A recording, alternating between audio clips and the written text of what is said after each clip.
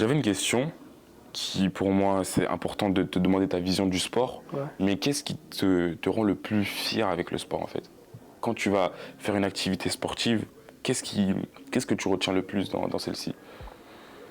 La progression. La progression, je pense que c'est ce qui me rend le plus fier. J'ai un exemple assez concret, c'est qu'à la base, j'étais quelqu'un de super fin Mm. en termes de physique morphologique, tu vois, j'étais skinny. Et là, maintenant, il est balèze, les gars, attention. Et en quelques années, ouais, j'ai réussi à prendre pas mal de masse musculaire, tu vois. Et je me suis dit, en fait, ouais, tu vois, le travail paye.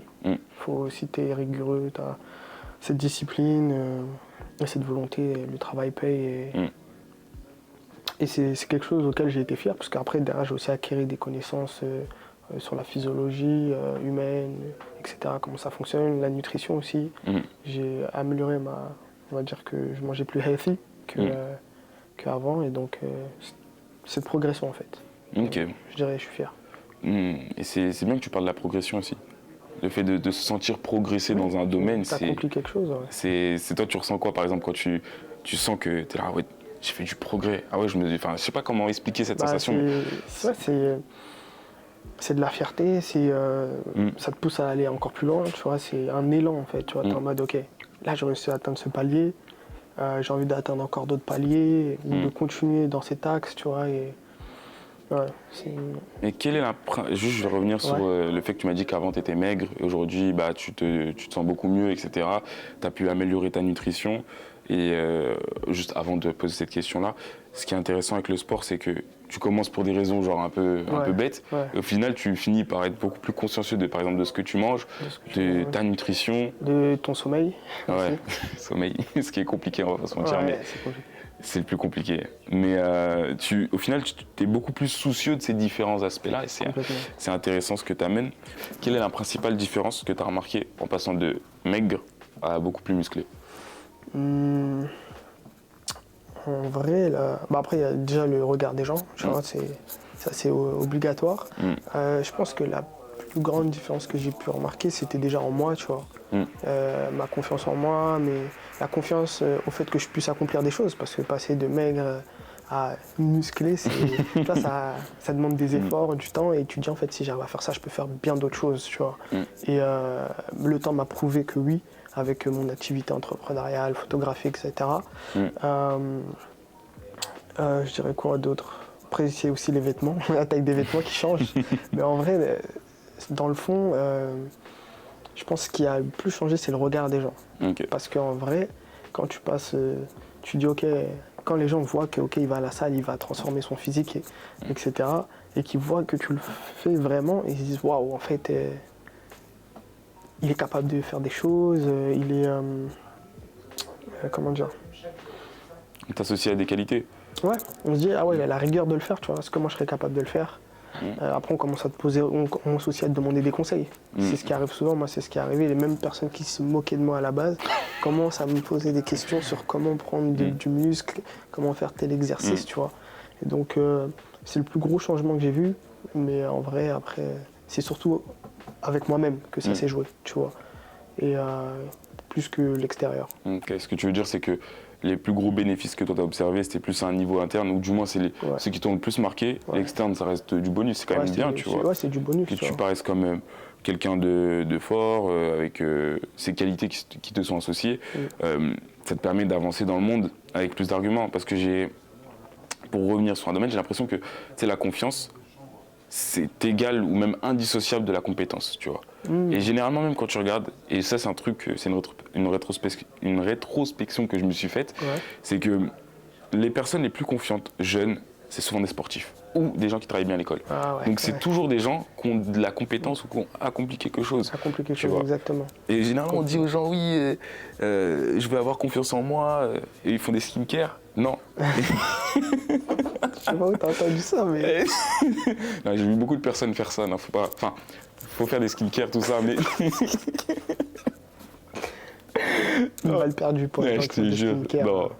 Non, parce qu'il y a trop de personnes qui, en fait, esquivent. Si tu te sens pas confiante, c'est que t'es pas compétente. Souvent, tu vois. Ok, ouais. Est-ce que tu penses que c'est pas dû plutôt à l'environnement? C'est-à-dire que, aussi, comment toi, on t'a perçu et comment on t'a traité aussi, tu vois, genre... Si je reprends le cas de l'école, et je pense qu'on a tous connu, on a vécu ça, c'est le prof qui dit que t'es nul, tu iras nulle part, tu n'auras pas ton brevet ou ton bac, ou voilà. Et vient miner en fait ta confiance en soi et tu vois, tout cet aspect. Est-ce que tu penses pas que ça serait ça qui joue? Je pense que c'est un aspect qui joue énormément. Je pense qu'il y a cet aspect-là. Après, je ne pourrais pas trop m'exprimer, mais je parle plus en tant que... Enfin, dans mon expérience personnelle et de ce que je peux observer. Mais c'est un point super intéressant que, en fait, des croyances, tu les internalises tellement que ça devient toi, en fait. Tu vois. On te dit que tu es nul, du coup, tu agis comme quelqu'un de nul et tu deviens quelqu'un de nul. Et ça te fait entre guillemets, quelqu'un de nul, c'est plus pour imager les gars. Mais ça te met dans un cercle vicieux. En tout cas, oui, je pense. En fait, tu rentres dans le personnage. Et donc, pour les personnes qui regarderont le podcast, clairement... Franchement, il y a Lania qui soyez suffisamment naïf pour croire que vous allez réussir. C'est ce que je dirais. Ça, c'est fou. Soyez suffisamment naïf pour croire que vous allez réussir. Ça, c'est fort ce que tu as dit, vraiment. Soyez suffisamment naïf pour croire que vous allez réussir. Il n'y a rien qui te permet de croire... En fait, regarde, si on regarde objectivement, il y a rien qui me permet de confirmer, mais il faut que tu sois naïf pour croire que tu peux, et du coup, tu vas. Tu vois. Et c'est fou, ça, parce que c'est de l'arrogance, mais utilisée dans le bon sens. En fait, parce que, tu sais, généralement, quand on veut voir si une personne peut faire des choses, on regarde ce qu'elle a déjà fait, tu vois. Exact. Quand t'as rien fait, tu fais quoi? Exactement. Il faut bien commencer quelque part, tu vois. Tu mens. Tu fake it, tu vois. Fake it until you make it. Et ouais, non, c'est exactement ce que tu as dit. Il faut avoir cet élan d'arrogance envers soi-même pour se dire, vas-y, je vais réussir. Mais tu sais que la phrase que tu as dit, elle va me rester en tête, limite. Tant mieux. Parce que c'était le but, parce que c'est fort. Quand tu es jeune, tu n'as rien à présenter au monde, mais tu as cette niaque, tu vois. Tu as tout ce qui est autour de toi qui t'énerve, que tu peux utiliser. Tes parents, ils disent, tu peux pas le faire. Tes potes, ils se foutent de ta gueule, parce que les potes qui se foutent de notre gueule après qu'ils viennent nous célébrer, moi, ça m'est déjà arrivé. Ça m'est arrivé aussi. Ça t'est arrivé, il dit, tu commences la muscu, pourquoi tu veux faire le mec musclé, etc. Quand tu deviens musclé, ah ouais, du coup, ça dit qu'on aille à la salle ensemble. T'as pas 2-3 conseils? Non, vraiment, en fait, je rigolais quand tu disais ça, t'es fort, tu vois. Ouais, bien sûr, ça... Je pense qu'on a tous des gens comme ça, mais en fait, je trouve que c'est un bon moyen aussi de découvrir son entourage, tu vois. Parce que tant que tu ne montes pas un projet, que tu n'as pas un minimum d'ambition, tu ne sais pas, en fait, comment ton entourage réagit. Tu vois, même tes propres parents. Le jour où tu leur dis, ouais, je vais monter ça, je vais faire ça, tu vois. Comment ils réagissent? Est-ce qu'ils t'encouragent? Est-ce qu'ils te descendent? Ils te disent, mais redescends sur terre? Est-ce qu'ils t'aiguillent? Tu vois, et donc ça permet en fait de découvrir son entourage, de redécouvrir son entourage, je dirais, et dans un autre contexte, tu vois. Et aussi de filtrer avec le temps aussi de qui tu veux garder dans ta vie ou non. Et c'est un bon test, je dirais. Ok, c'est intéressant, franchement, comment dire, d'expérimenter pour tester aussi un peu son entourage et de voir, mais surtout utiliser cette... Parce que souvent on a l'image, pour revenir sur ce que tu dis, on a l'image de la motivation positive. Je veux accomplir de grandes choses, mais on n'a pas l'image de l'autre aspect qui est, tu sais, je veux les détruire, tu vois. Ouais, bien sûr, tu sais, souvent l'être humain, il est motivé, la motivation de l'être humain pour faire des choses, c'est souvent, ça vient de quelque chose de négatif en réalité, tu vois. On le vend comme quelque chose de positif, mais ça vient soit d'une blessure, ça vient soit d'un manque, et c'est à chaque fois ce manque qu'on vient combler, tu vois, ou cette blessure qu'on veut cicatriser. Quand, je donne un exemple qui va parler à un maximum de monde, quand toi, à la cour de récré, t'avais, je sais pas, le petit lu Lidl, le faux petit lu, tu vois, et que les autres, ils avaient le dernier petit lu, les meilleurs trucs, tu vois, t'as le seum un peu. Ou ils avaient la dernière paire de Nike, toi, t'as encore la même paire que l'année dernière, tu vois. Ça, c'est des motivations profondes qu'il faut aller puiser pour aller accomplir ce que tu veux accomplir, tu vois.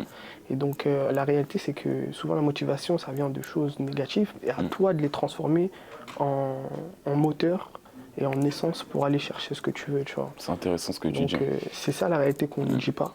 Mais ça vient souvent de quelque chose de négatif que tu veux changer, tu vois. Que tu veux changer, et c'est comme ça que les plus grands changements dans ce monde ont été faits. Ça vient d'une injustice, d'une inégalité qui t'a suffisamment heurté pour que tu puisses aller changer les choses, tu vois. tu as fait une nuance qui est super intéressante, qui t'a suffisamment heurté. Et j'ai l'impression que quand tu regardes notre vie, pour revenir sur ce que tu dis, mais je vais revenir sur ce que tu disais avant, en fait, il y a beaucoup de choses qui ne nous plaisent pas, mais elles ne nous plaisent pas au point où c'est trop inconfortable. Ouais. Et j'ai l'impression que c'est pareil partout. Par exemple, par rapport à l'argent, tu vois, ou par rapport à la santé, ça nous gêne, mais ça ne nous gêne pas au point où ça nous fait bouger, tu vois. Ouais. Et c'est important. Et là, ce que tu es en train de dire concrètement, c'est que tout le monde a les armes et que vous avez les armes. Et c'est pas parce que vous n'avez pas une motivation positive, oui, je veux aider tant, et que vous avez des motivations un peu négatives, un peu égoïstes. Quand tu dis négatif, je voudrais nuancer, c'est pas dans le sens de faire du mal à l'autre. Non, bien sûr. Mais c'est d'avoir une revanche sur la vie. Bien sûr. C'est vraiment avoir cette revanche sur la vie, tu vois, et te dire, ok, j'ai commencé là, je peux très bien changer le cours de mon existence, tu vois. Ok. Non, mais tu fais bien d'ajouter la nuance, c'est pas de mauvais. C'est pas... On va détourner mes propos, on va dire, qu'est-ce qu'il raconte lui c'est important de nuancer. Non, tu fais bien de le nuancer. Parce que Naruto, c'est un bel exemple de ça. Je vais utiliser l'exemple de Naruto, parce que pour moi, c'est le meilleur exemple que tout le monde peut connaître. On a Sasuke et Naruto. Naruto, les deux ont vécu des choses négatives dans leur vie. Ça, voilà, il n'y a pas un qui est pire que l'autre, même si on pourrait en juger, on s'en fout. Au final, ils ont vécu une enfance difficile, les deux. Il y a l'autre qui s'est autodétruit avec toute cette énergie et tout ce qui s'est passé dans sa vie, et celui qui a réussi à s'élever et à se transcender, tu vois. C'est vraiment, il s'est dit, ok, je suis orphelin, je n'ai pas de parents, je suis SDF, mais je vais utiliser toute cette énergie négative pour aller créer quelque chose de positif et qui va améliorer mon existence, tu vois. Et donc il y a ces deux dualités, et maintenant après c'est à toi de savoir comment tu vas utiliser cette énergie, tu vois. Et en fait c'est là le vrai combat, tu vois. C'est là, une fois que tu choisis de faire ça pour ton bien, d'utiliser cette énergie pour ton bien, tu peux réaliser des choses incroyables que tu n'as même pas aidé, tu vois. Mais ça dépend que de toi, encore une fois. Ok, c'est intéressant. L'exemple de Naruto et de Sasuke, parce que les deux, ils ont... Après, comme tu as dit, on pourrait juger, mais pour l'exemple, on va dire que c'est pareil, tu vois, parce que les deux ont souffert, mais ils ne l'ont pas utilisé de la même manière et ils ne sont pas arrivés au même endroit, tu vois. Exactement. Et c'est la nuance, c'est que l'énergie se détruit pas. C'est-à-dire que si vous êtes énervé, vous allez compenser d'une certaine manière, peut-être plus sortir, peut-être utiliser certaines choses que vous ne devriez pas utiliser, mais sachez que cette énergie ou ces choses qui sont tellement inconfortables pour vous, vous pourrez les utiliser pour des projets plus sérieux. Et des fois, en fait, j'ai l'impression que même certaines situations sont tellement douloureuses que travailler, c'est moins douloureux, tu vois. Ouais. Il y a beaucoup de parents qui se réfugient dans le travail pour oublier leur situation ou des choses douloureuses, des moments traumatisants, etc. Par exemple, j'avais vu récemment, c'était un chef d'entreprise qui avait perdu sa femme pendant le Covid et qui s'est réfugié dans le travail pour oublier le décès de sa femme, tu vois, alors qu'il a des enfants. Mais c'était trop douloureux pour lui de retourner auprès de ses enfants, de rester avec eux. Il préférait se réfugier dans le travail. Donc effectivement, chacun en fait dissipe cette énergie à sa façon. Et après, c'est aussi à notre responsabilité à chacun d'essayer de dissiper cette énergie, que ce soit positif ou négatif, de la meilleure des façons, tu vois, pour soi. C'est un bon exemple. La plus saine possible, surtout. La plus saine possible. Je pense qu'il faut avoir conscience que tu peux réutiliser l'énergie de mauvaise manière. C'est surtout ça. C'est pour ça que j'en parle aux jeunes qui peuvent être présents. C'est qu'au final, en fait, on utilise tous de l'énergie. Et je pense qu'on utilise quasiment tous la même énergie au quotidien. Ça pourrait se discuter, mais ce n'est pas le débat. Et en fait, vous utilisez... En fait, faut regarder l'utilisation que vous avez de votre énergie au quotidien. Vous la mettez dans quel projet ? Est-ce que vous utilisez cette énergie pour satisfaire le besoin de vos parents ou de vos proches ou de votre propre objectif ? Je disais, il faudrait qu'on mette en place un espace débat sur ce podcast. On peut débattre d'idées, parce que je pense que ça aussi, en termes de croyances limitantes, ça peut en casser pas mal. Donc trouver des sujets un petit peu à controverse, tout en restant, tout en restant éthique, et pouvoir débattre, avoir peut-être deux personnes d'un avis différent qui sont prêtes à débattre dans le respect. C'est surtout ça, parce que c'est compliqué de bien débattre dans le respect. Un corps sain dans un esprit sain. Qu'en penses-tu de cette phrase ? Je pense que c'est la base. C'est la base, un corps sain dans un esprit sain. Pour moi, ça représente l'équilibre. Ça représente la prospérité aussi. Parce que j'ai eu la chance de rencontrer beaucoup de millionnaires, de personnes très très aisées. Et j'aurais posé une question à un moment, j'ai dit, mais pourquoi j'ai l'impression que tous les riches que je rencontre, ils sont pas bien dans leur peau, ils vont pas bien, ils sont en dépression, tu vois. Ils m'ont dit, enfin, il y en a un en particulier, il m'a dit, écoute, il m'a dit, quand tu gagnes 1000 euros par mois, tu as des problèmes à hauteur de 1000 euros, tu vois. Quand tu fais 1 milliard, 1 million de chiffre d'affaires tous les mois, tu as des problèmes à 1 million, tu vois. Et ce mec, justement, c'était les personnes que j'ai pu rencontrer, c'était le mec le plus stable psychologiquement, tu vois. Et il m'a dit, lui, il faisait du sport. Et vraiment, il était dans la méditation, le sport. Et il m'a dit, c'est ce qui lui permet de tenir, tu vois. Parce que des problèmes à 1 million d'euros, combien de personnes arrivent à tenir ça, tu vois. Bien sûr. J'avais déjà cette hypothèse, et je me suis dit, en fait, là, ça